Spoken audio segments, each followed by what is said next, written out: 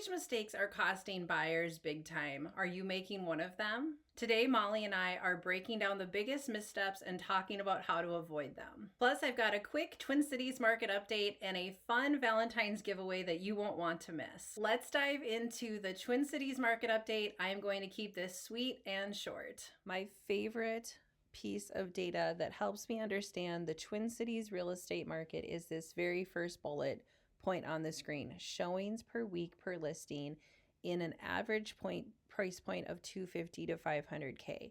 Notice it says this week we're at 4.4. Last week we were at 4.05. If we jump back to a year ago, we were at 5. So it is moving a little bit slower than this time last year. However, what's important for you to know is that when we are at 4 showings per week, so that's like, think about that as a seller, that's about 4 showings a week.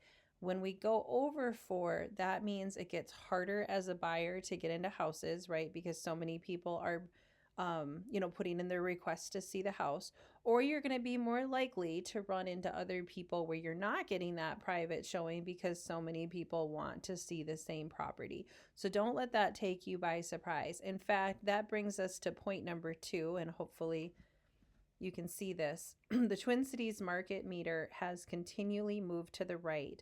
Last week, we were in much more of a balanced market, but going up to that 4.4, along with some of these other metrics up here, have pushed us into a 6.14. And again, in plain English, what this means is we have moved into, it's a lower level of the seller's market, right? We're not all the way up here by any means. And I don't want you to get in your head too much if you're a seller. I don't want you to think you're going to have a 2021 experience if you put your house on the market this spring. However, it is really lining up because people generally use the Super Bowl as a metrics to decide when they're going to list their house. Well, Super Bowl's on Sunday, so this is making sense. Buyers are coming out, so I know there's still people saying, oh, I don't know if this is a good time to buy. The thing that's going to make it hard is your competition is continually sweeping up. More buyers are coming off the sideline. So even last week at a 5.5, like I said, balance. This week now we're in a seller's market at a 6.14. If I had to predict, this arrow will be in this section for the next few months. If I had to guess, that's just because it's the spring market. That's how this works. If we compare it to this time last year, you can see here it was moving at the slightest bit faster than it is at the moment. Other interesting things I'll just point out here real quick. We're at about a 7% for interest rates. Talk to your individual loan officer about your situation.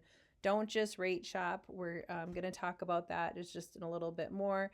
Average days. And then for days on market, notice it seems a little odd that we went to 42.5 when last week we're at 40, and you can see a year ago it was a little bit faster paced just by a few days. It's not a huge change, but what's important for you to know is whether you're a buyer or seller, it's picking up. The pace is picking up. Don't expect 2021 results as a seller. Don't think it's going to be 20 offers, 100,000 over asking.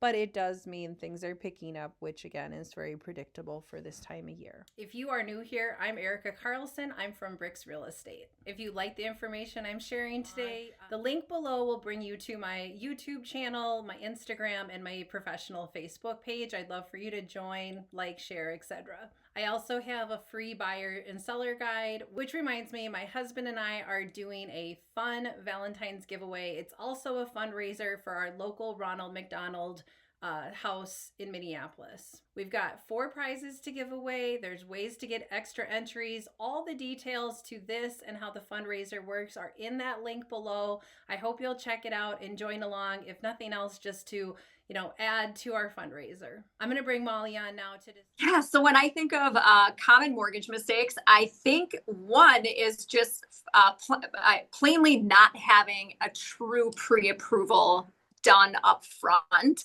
A lot of lenders are not doing full underwrites before they maybe are saying, hey, go ahead and look at these houses. But making sure you're having a true pre-approval where financials are being checked. You've got a lender who's willing to cover all of the important pieces of information with you, like what are the interest rates doing? What are the closing costs? What does a monthly payment look like? So I think one big common mortgage mistake is just not taking that time up front to properly get pre-approved. And kind of like piggybacking off of that, I find there's unfortunately a lot of lenders who don't like to provide information until a buyer is under contract. And we've actually seen more in the last few years that contracts fall apart because that buyer might be like completely shocked when they actually see, how much money do I need at closing? What's my monthly payment? If you're working with the right lender, they're going to be willing to give you all of that information up front. So right when you go through that pre-approval, I'll tell my applicants right away, hey, send me some addresses. Let's look at numbers. Let's get you a feel for what interest rates are doing. How is a monthly payment going to look in your price range? How much money do you need to have at the closing table? Those are very important things that need to be covered with you up front. So don't make the mistake of working with somebody who's not willing to provide that information with you, which kind of leads me to, being a mortgage lender is a full-time job. So if you're dealing with somebody who's very part-time, you can't get a hold of them. Are they really going to be able to service you the way that you need to be serviced through this very large transaction in your life? People don't buy houses every day. It's important to work with a professional who's there to help you every step of the way and somebody that you can get in touch with to get those questions answered. Oh, absolutely. And so I suppose this would be a good opportunity for me to share with people. It is hard because we don't always know who to call. I know we've talked in the past about like going to our local bank or credit union, that can oftentimes feel like a safe and smart decision. But something we haven't talked about is like sometimes people just blindly take other people's recommendations and referrals. And so that I realize that sounded a little harsh, but there's things you can do to protect yourself. Sometimes the people that are recommending the referral for you aren't necessarily people that are in the business. And so it's great that they had a good experience. It's great. Let's say you're a first-time home buyer and your mom and dad say, I've used this person before. I certainly think they can be an option, but I think there's things you can do to protect yourself. And so some of those things, and maybe these will sound a little obvious, but are they on LinkedIn? But I would find it a little bit of a red flag if a full-time professional didn't have a LinkedIn. I would say most people have that by this point in time. There should be a digital presence of some sort. Something you and I've talked about in the past, Molly, is sometimes people flitter from like a certain, because obviously a loan officer can choose what company they want to work with. And so if they've made a lot of changes recently and you're seeing 3 different companies come up, again, am I going to take that away from them? No, not necessarily, but I may ask some questions. How long have you been at this company? Why did you make the decision to switch, switch different lenders? And that, again, that could be a real estate agent question too. Because this frequent changing around, I would be wondering like why there isn't consistency in their resume, just like I would be in anything else. It doesn't mean they have to be faulted for these things. No reviews online, inconsistent phone numbers. I don't think you necessarily have to dig any deeper than that. But I would say consistently, one thing I can share with everybody is the times that people have come to me with a previous loan officer relationship. This is the lender I want to use, and I can't find them. I can't, I see 3 companies. I don't know which phone number. There was not long ago, well, maybe it was almost 2 years ago now. I remember I called one person, left a message, waited a couple days, never got a call back, tried a different number, tried the email, never heard from this person. I had to come to the conclusion they were just not a loan officer anymore. I don't know why they didn't own it. I don't know why the person couldn't call me back and say I'm not in business anymore. I had already like fully questioned like the validity of the contact information. So I still don't know what that was all about. I think that is kind of an unusual experience, but everything we continually share with everybody through our weekly videos is there should be validation of this information out there. We do hope this information is really helpful to somebody. Did I forget anything, Molly? I just to like piggyback off of that, I think, bottom line is you are hiring professionals to help you with a large transaction. Like you need to expect certain things out of the people that you're hiring.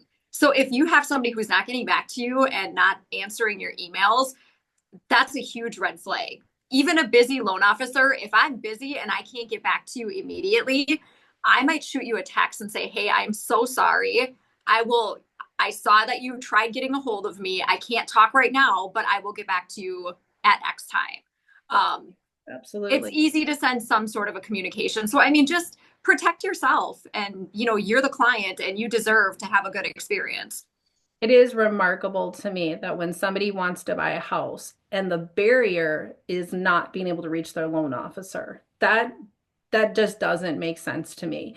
That is the biggest, most massive red flag to me is, okay, I understand you got this referral or you've used them before, but maybe something has changed. Like you said, maybe they've gone to part-time.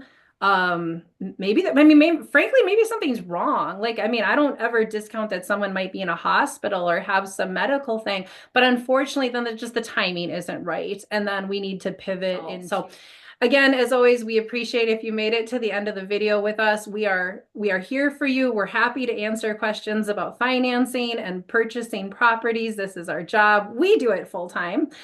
You can find both of us online if you want to do research. But below, we do have a link, so it makes it easy for you to contact us when you're ready to make a move. And we hope you have a fantastic week.